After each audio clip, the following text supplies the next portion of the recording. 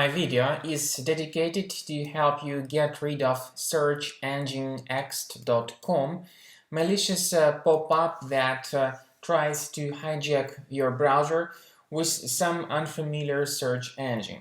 If the extension is installed, you may start surfing the web through Bing, Yahoo, or through DuckDuckGo, or some other search engine not requested by you.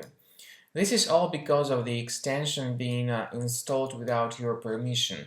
Often these extensions may be bundled with some free programs, so you need to be very careful not to install anything suspicious. These pop-ups by searchenginext.com are currently attacking computers in America and other countries.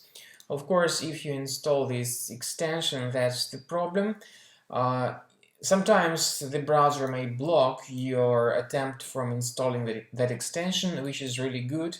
But in case you have noticed some strange redirections to take place through unfamiliar search engines, you need to consider getting rid of all suspicious extensions. Go to the menu, More Tools, Extensions. Then you need to find and delete any suspicious extensions you see here. Sometimes browser hijackers in Mac computers may also work through a special application, so consider removing any suspicious applications you see here. Also, don't forget to go to the System Preferences in your Mac and disable and delete any suspicious profiles if you see them here.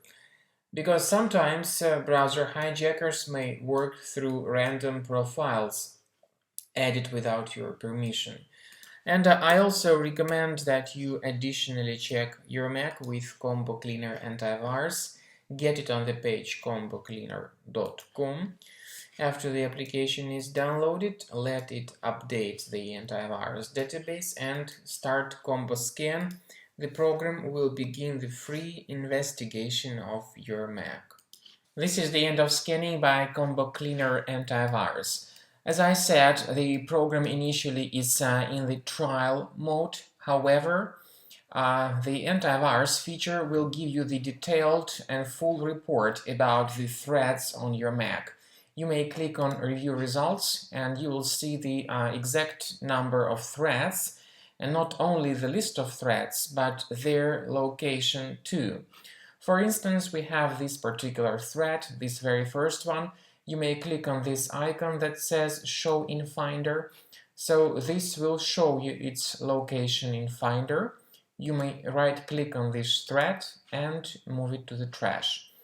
You may do the same thing with all other threats, so this will help you to remove them manually, or you may consider purchasing the premium version of the program to get rid of all these threats automatically.